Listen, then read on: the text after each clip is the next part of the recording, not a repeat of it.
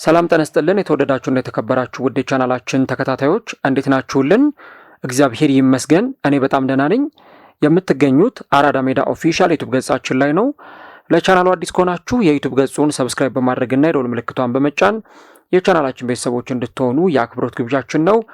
ቪዲዮን ስትጀምሩ ደግሞ ዩቲዩብ ፕሮግራሙን ለብዙዎች እንዲያደርሰው ላይክ እያደረጋችሁ መጀመራችሁን አስታውሱ። የአራዳ ሜዳ ኮሜንታተር ተስፋ ወርቅ ልዑል ሰገድ አብሬያችሁ ቆይታ አደርጋለሁ። ዛሬም ፈጣሪ ፈቅዶ ከእናንተ ጋር ተገናኝተናል። ነገር ግን ደግሞ አስቀድመን አንድ መልእክት ለማድረስ እፈልጋለሁ። በባለፈውም እንደዚሁ ይህንን ጉዳይ አንስቼው ነበር። አሁንም በድጋሚ ለማንሳት ያክል ነው። አሁንም እንግዲህ በአርሲ አካባቢ የተለያዩ ወገኖቻችን ሕይወታቸው እያለፈ ስለመሆኑ ነው እየተነገረ የሚገኘው። ዛሬም ህዳር 1 3 የኢትዮጵያ ኦርቶዶክስ ተዋሕዶ ሃይማኖት ተከታይ ወገኖቻችን እንደተገደሉ ጭምር ነው እየወጡ ያሉ ዘገባዎች የሚያሳዩት። ዲያቆን ኢዮብ እጅጉ፣ ጥላሁን ቦጌና ሕፃን ጻድቃኔ ሰራዊቱ የተባሉ 3 ወገኖቻችን ሕይወታቸው ማለፉ ተነግሯልና በመላው ዓለም ላይ የሚገኙ ኢትዮጵያውያን በሙሉ አሁንም ሰላም እንዲሰፍንላቸው እንመኛለን። ከዛ ባለፈ ግን የሚመለከተው አካል ለዚህ ችግር ትክክለኛውን መፍትሄ እንዲሰጥ ለማለት ያክል ነው። ያው በእንደዚህ አይነት ፕሮግራሞቻችን ላይ በተለይም ደግሞ መጥፎ የሆነ ጊዜን እያሳለፉ ለሚገኙ ወገኖቻችን ድምፅ እንሁን ለማለት ያክል ነውና ያው ስፖርቱ በተለይም ደግሞ እግር ኳሱ ብዙ ጊዜ ሰላማዊ ነገሮችን የምናወራበት ነው። ነገር ግን ደግሞ በሀገራችን አሁን ያለው ሁኔታ በተለይም አርሲ አካባቢ ጥሩ ነገሮችን እየሰማን አይደለምና ለዛም ደግሞ ያው ድምፅ እንሁን በሚለው ነው። በባለፈውም እንደዚሁ የተለያዩ ወገኖቻችን ሲገደሉ እንደነበር ስናነሳ ነበርና አሁንም ይህንን መልእክት ለማስተጋባት ያክል ነው። ሌሎቻችሁም ደግሞ በምታገኙት አጋጣሚ ሁሉ በተለያዩ አካባቢዎች በተለይ ደግሞ አርሲ አካባቢ እየተገደሉ ላሉ ወገኖቻችን እንዲሁም ደግሞ የኢትዮጵያ ኦርቶዶክስ ተዋሕዶ ቤተክርስቲያን ሃይማኖት ተከታዮችም ላይ እንደዚህ አይነት የግድያ ወንጀሎች የተፈጸሙ ይገኛሉና ድምፅ እንሁን ለማለት ያክል ነው። ለሞቱት ወገኖቻችን እግዚአብሔር ነፍሳቸውን ይማርልን፣ እንዲሁ ደግሞ ቤተሰቦቻቸውን መጽናናት ይስጥልን ለማለት እንወዳለን። ወደ ፕሮግራማችን ስናልፍ እንግዲህ በተምኔሉና በርዕሱ ላይ እንደተመለከታችሁት ዛሬ ስለ ፔድሮ ኔቶ እናወራለን።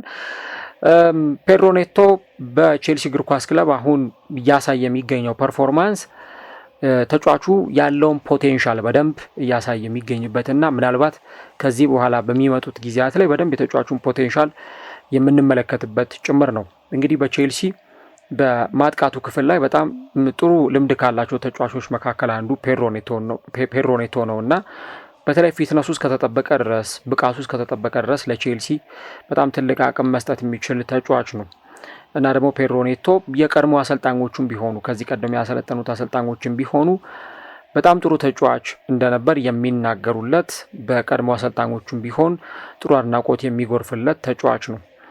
ሻውን ዴሪ በጋሪ ኦኔል የአሰልጣኞች ስብስብ ውስጥ በወልቨርሃምፕተን ተጫዋቹን ካሰለጠኑት የቀድሞ አሰልጣኞቹ መካከል ተጠቃሾቹ ናቸው እና እንደውም እሳቸው ሲናገሩ ሁልጊዜም እሱን የምናስታውሰው በጥሩ መንገድ ነው የሚል ሀሳባቸውን ያነሱና ከዛ ደግሞ ከኒውካስል ጋር አድርገውት የነበረውን ከዓመታት በፊት የነበረውን ጨዋታ መለስ ብለው ያስታውሳሉ። እንግዲህ በዛ ጨዋታ ላይ የነበረውን ሁኔታም ጭምር ነው ያነሱትና እንግዲህ በኒውካስልና በወልቭስ መካከል በተደረገው በዛ ጨዋታ ላይ የተለየ ሌቭል የተለየ ደረጃ ላይ የነበረ ጨዋታም እንደነበር ነው እሳቸው የሚያነሱት። እንግዲህ ጨዋታው በሞሊኒው በወልቭስ ስታዲየም የተደረገ ጨዋታ ነበር። የዛሬን ያደርገውና ወልቭስ በርካታ ጥሩ ተጫዋቾች የነበሩበት በሊጉ በጣም ተፎካካሪው ክለብ እንደነበር ይታወቃል እና እንግዲህ በዛኔ በጥቅምት ወር 2023 ነው ከኒውካስል ጋር ተጫውተው 2 ጊዜ ተመርተው 2 ጊዜ ነው አቻ መሆን የቻሉት። እንደምታስታውሱ ኒውካስል በወቅቱ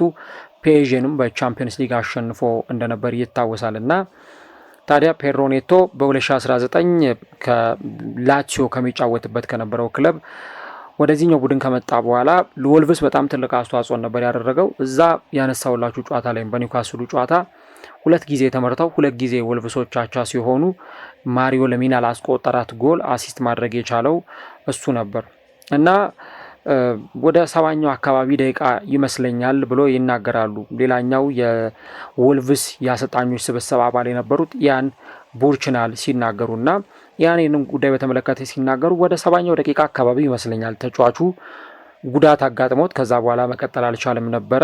ወደ ተች ላይኑ ላይ መጥቶ ሲወጣ የተመለከት ነው እና የሆነ የሃምስትሪንግ ጉዳት ይመስል ነበር፣ የሚታይም ጉዳት ነው እና ልክ እሱ በዛ ጉዳት ምክንያት ተቀይሮ በሚወጣበት ጊዜ በተመልካቾች ጋር የነበረው ስሜት እጅግ በጣም የሚያስገርም ነበር የሚል ሀሳባቸውን ነበር የሰጡትና ስታዲየሙ በአንድ እግሩ ነበር የቆመው የሚል ሀሳባቸውን ይሰጣሉ። እንዲሁም ደግሞ ቅድም ያነሳዋቸው ዴሪም ሆነ ራሳቸው ቡርቹናል ይህንን ጉዳይ በተመለከተ ሲናገሩ ፔድሮ ኔቶ በዛን ወቅት በጉዳት አጋጥሞት በነበረ ሰዓት ላይ የተመለከቱት ስሜት ምናልባትም ደግሞ በወልቭስ ደጋፊዎች በኩል ለሆነ ስፔሲፊክ ተጫዋች ወይም አንድ እዛ ክለብ ውስጥ ለየት ላለ ተጫዋች የነበረ አይነት ስሜት አልነበረም። የፔድሮ ኔቶ ጉዳት ስታዲየሙን በጣም ያስጨነቀ ነበር፣ ደጋፊዎችን በጣም ያስጨነቀ ነበር። ምክንያቱም በዛ ክለብ ውስጥ ወሳኝ የሚባል ተጫዋች ነበር ፔድሮ ኔቶ እና ደጋፊዎቹም ጋር እንደዚህ አይነት ስሜት የተፈጠረው በእንደዚህ አይነት ስሜት ውስጥ ሆነው የተጫዋቹን ጉዳት ሲመለከቱ የነበሩት በዚህ ምክንያት እንደነበረ ይናገራሉ። እና ምናልባትም ደግሞ ያ ስሜት ለሌሎች ተጫዋቾች ደጋፊዎች ያላሳዩት አይነት ስሜት እንደነበር ነው እነዚህ የቀድሞ አሰልጣኞቹ የሚናገሩት። እንግዲህ ቼልሲ በ2024 ክረምት ነው ተጫዋቹን በ60 ሚሊዮን ዩሮ ወደዚህ ቡድን እንዲመጣ ማድረግ የቻለው እና ዴሪ እንደውም ያንን ወቅት ሲያስታውሱ በፍጹም የማይታመን አይነት የስታዲየም ድባብ ነበር ብለው ነበረ ያንን ጊዜ የሚያስታውሱት። እንግዲህ በወልቭስ በነበረበት ጊዜ የክለቡ ምርጥ ከሚባሉ ተጫዋቾችና ዌፐኖች የማጥቃት መሳሪያዎች መካከል አንዱ ፔድሮ ኔቶ ነበር። በየጨዋታው ላይ እንደምንመለከተው ወይም በየጨዋታው ላይ እንደምናየው አይነቱ ፐርፎርማንሱን እዛ ሜዳ ላይ ያሳያል። ወልቭስ ደግሞ ኑኖ ኤስፒሪቶ ሳንቶ ከነበሩበት ጊዜ አንስቶ በጣም ምርጥ ተጫዋቾችን እዛ ስብስብ ውስጥ አካቶ ለሊጉ ተፎካካሪ ክለቦች በጣም ፈታኝ ሆኖ ሲቀርብ እንደነበር እናስተውላለን። ዲዮጎ ጆታ በሊቨርፑል ከመጫወቱ በፊት ዲዮጎ ጆታ በወልቭስ የተመለከትነው በጣም አስደናቂ ተጫዋች ነበር። ትራኦሬ ያግዙፉ ተጫዋች በወልቭስ የተመለከትነው ነው። እነ ሙቲኒዮ የመሳሰሉ ተጫዋቾች እዛ ክለብ ውስጥ ተጫውቶ አሳልፈዋል እና ዦአው ፔድሮም ደግሞ ያውም እንደሚታወቀው ኑኖ ኤስፒሪቶ ሳንቶ ወደዛ ቡድን ከሄዱ በኋላ ፖርቱጋላውያን ተጫዋቾች ይበዛሉ። ምክንያቱ አንድም ሁለትም ሊሆን ይችላል፣ ግን ፖርቱጋላውያን ተጫዋቾች ይበዙ ነበር እና በእነዚህና በተለያዩ ምክንያቶች ፖርቱጋላውያን ተጫዋቾችን በብዛት እንመለከታለን። ግን በቡድኑ ውስጥ በጣም ወሳኝ የሚባል ተጫዋች እንደነበር ነው የሚናገሩትና እሱ በዛ ሰዓት በተጎዳ ጊዜ እዛ ጨዋታ ላይ በተጎዳበት ጊዜ የስታፍ አባላቱ ተጠባባቂ ወንበር ላይ ያሉ ተጫዋቾች እንዲሁ ደግሞ ተመልካቾቹም ጋር የነበረውን ስሜት እነዚህ ሰዎች ነበረ ያጋሩት። በባለፈው ሳምንት ቼልሲ ወልቭስን ባሸነፈበት ጨዋታ ላይ እንግዲህ የቀድሞ ክለቡን ነበር የገጠመው እና አሁንም እዛው ክለብ ውስጥ የሚጫወቱ የቀድሞ ጓደኞቹም ጭምር አሉ። የቼልሲ አሰልጣኝ ኤንዞ ማሬስካ እሱን በተመለከተ ሀሳባቸውን ሲሰጡ ነበር ባለፈው በካራቦ ካፕ ወልቭስን ከመግጠማቸው በፊት እና እሱ በጣም ትልቅ ተጫዋች ነው የሚል ሀሳባቸውን ነበር የተናገሩት። በጣም ትሁት ተጫዋች ነው፣ ጠንካራ ሰራተኛ ነው፣ ለእኛ ደግሞ ጠቃሚ ተጫዋች ነው እና ፔድሮ ኔቶ እኛ ጋር ስለሚጫወት በጣም ደስተኞች ነን።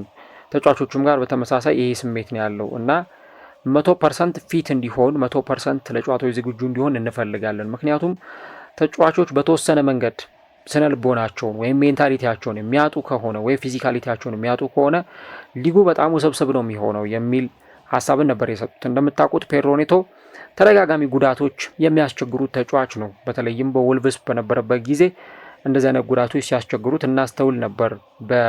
በሚያዝያ 2021 የጉልበት ጉዳት አጋጥሞት እስከ የካቲት 2022 ድረስ ከሜዳ ርቆ ነበር። ከዛ ደግሞ እንደገና በቁርጭምጭሚት ጉዳት ምክንያት በ2022-23 የውድድር ዘመን ላይ አልተመለከትነውም። የዓለም ዋንጫ ውድድርም እንደዚሁ አምልጦት ነበር፣ የኳታሩ የዓለም ዋንጫ። በ2023-24 ደግሞ እንደዚሁ የሃምስትሪንግ ጉዳት ተጫዋቹ ገጥሞት ነበረ እና እንደዚህ አይነት ጉዳቶች ተጫዋቹን እንደሚያስቸግሩት እንመለከታለን። አሁንም በዚህ የውድድር ዓመት ከቼልሲ ጋር አንዳንድ ያልተሰለፈባቸው ጨዋታዎች ነበሩ።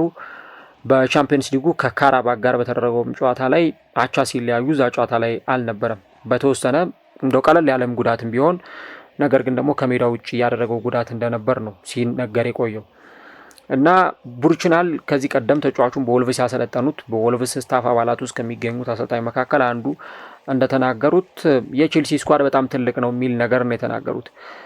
ነገር ግን ደግሞ እሱን ለማሳረፍ የሚፈልጉ ከሆነ ወይም ደግሞ የመጨረሻዎቹ 20 ደቂቃዎች ላይ ቀይረው ማስወጣት የሚችሉ ከሆነ ምናልባትም ደግሞ ፔድሮ ኔቶ በዚሁ አጋጣሚ እሱን ቀይረው መግባት የሚችሉ ተጫዋቾች እንዳሏቸው ቡርችናል ተናግረዋል።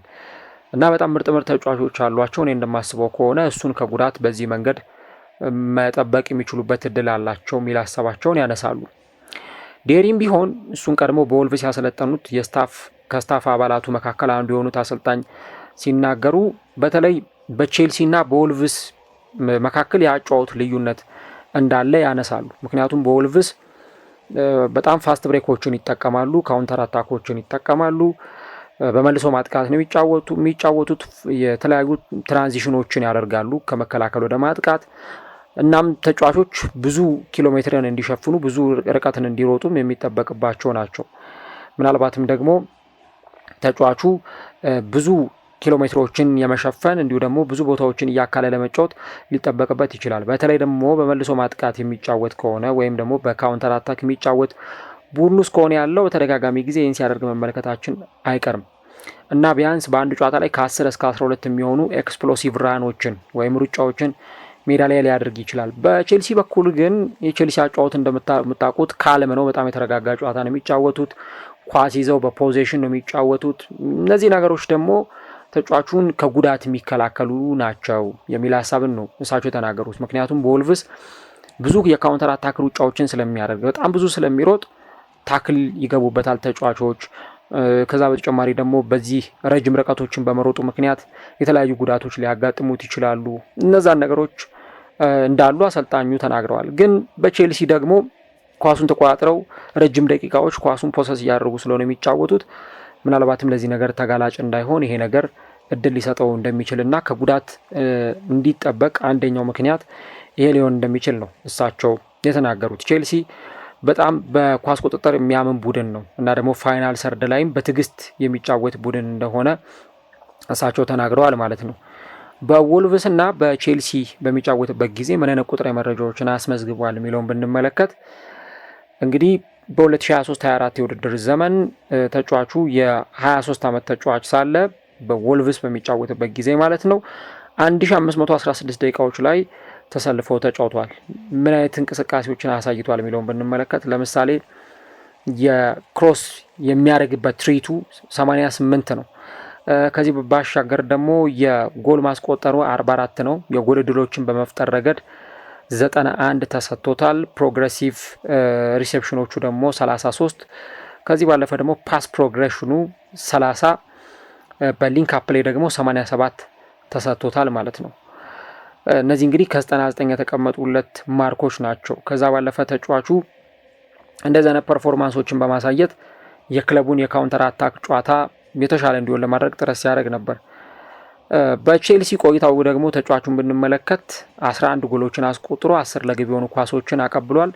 በአጠቃላይ ወደ 21 በሚጠጉ ጎሎች ላይ ቀጥተኛ ተሳትፎን ማድረግ ችሏል በ65 ጨዋታዎች። ይሄ እንግዲህ በቼልሲ ያስመዘግበው ቁጥር ነው። በአንጻሩ በወልቭስ በ135 ጨዋታዎች 14 ግቦችን ሲያስቆጥር 21 ግብ የሆኑ ኳሶችን አመሻሽቶ አቀብሏል ማለት ነው። ስለዚህ በ35 ግቦች ላይ ቀጥተኛ ተሳትፎ አለው። ስለዚህ የወልቭስ ቁጥሩ የበለጠ የሚያመዝን ይሆናል።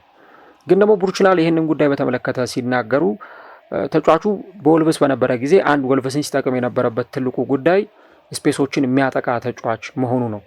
ከዛ ባለፈ ደግሞ ኳሶችን በደንብ መቀበል ይችላል። 1v1 በደንብ የመጫወት አቅም ያለው 1v1 በደንብ ተጫዋቾችን አታለው ማለፍ ድሪብል ማድረግ የሚችል ተጫዋች ነው። በዚህ መንገድ ነበረ ወልቭስን ሲጠቅም የነበረው የሚል ሀሳባቸውን ይሰጣሉ። እና ለምሳሌ ላሉ እኚህ ሰው ሲናገሩ የሆነ ተጫዋች ፊት ለፊቱ ሲመጣበት በጠባብ ስፔስ እንዴት ያንን ተጫዋች ሸውዶ ማለፍ እንደሚችል በደንብ ያውቃል።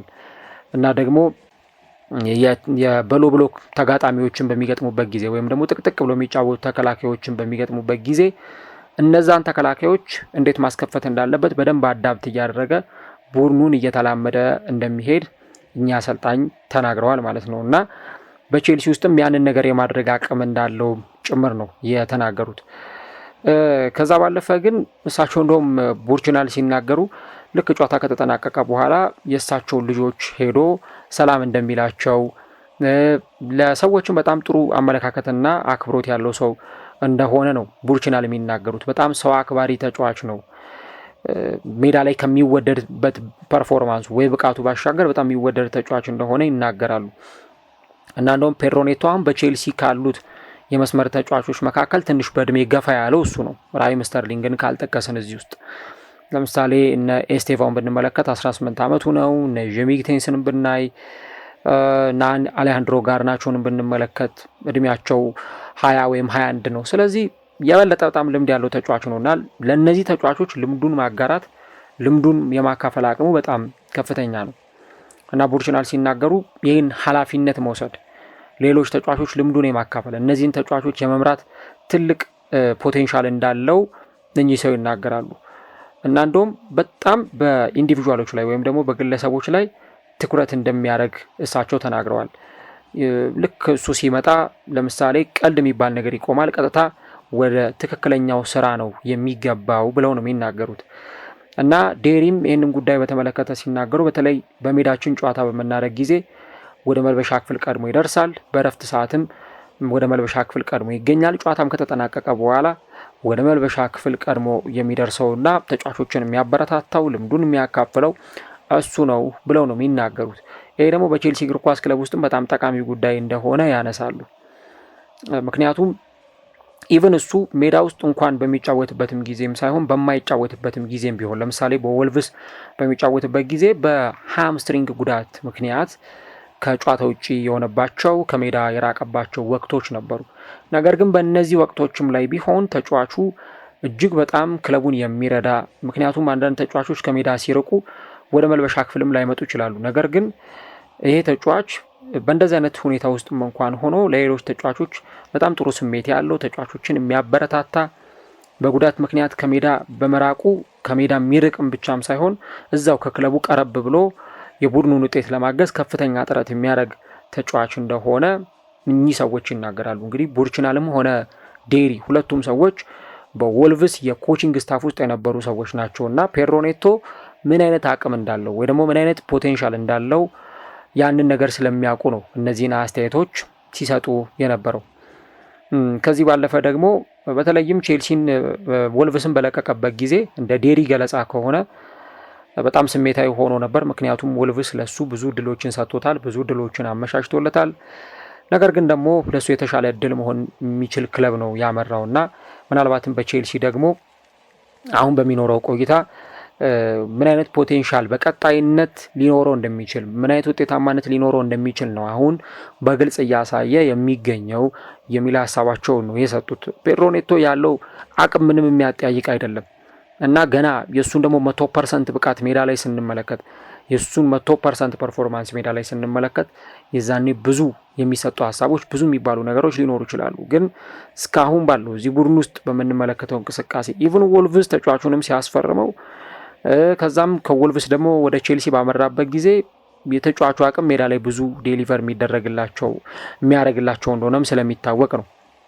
እኔ ደጋግሜ አንድ ነገር እናገራለሁ፣ በተለይ ስለ ፖርቱጋል ብሔራዊ ቡድን ስናገርና ክሪስቲያኖ ሮናልዶ ቢኖርም ባይኖርም የፖርቱጋል ብሔራዊ ቡድን የሆነ ወቅት ላይ የዓለም ዋንጫን ወይ የአውሮፓ ዋንጫን ማሸነፏ አይቀርም። ይሄ የኔ አመለካከት ነው ወይም የኔ ፐርሰናል ኦፒኒየን የግል መልከታዬ ነው። ያንን ድል ከሚያደርጉኝ ተጫዋቾች መካከል አንዱ ፔድሮ ኔቶ ነው እና በጣም ፖቴንሻል ያለው አቅም ያለው ሜዳ ላይ ባለው ፐርፎርማንስ በታታሪነቱ የሚታወቅ የትልልቅ ጨዋታዎች ተጫዋችም ጭምር ነው ፔድሮ ኔቶ እና ምናልባት የዚህ የፊትነስ ጉዳይ አንዳንድ የሚያጋጥሙት ጉዳቶች ተጫዋቹ ለሆነ ጊዜ ያክል ከሜዳ ካላራቁት ወይ ደግሞ በዛ ልክ ጉዳት ካላጋጠመው በስተቀር ያለው ፐርፎርማንስ እጅግ በጣም ትልቅ ነው እና ቅድም እንዳልኩትም ከሌሎች የቼልሲ መስመር ተጫዋቾች አንጻር ለምሳሌ ከነ ኤስቴቫው ከነ ጊቴንስ ከነ ጋርናቾም አንጻር አንድም ልምድ አለው፣ ሁለትም ደግሞ እድሜው ከፍ ያለ ነው ከነዚህ ተጫዋቾች።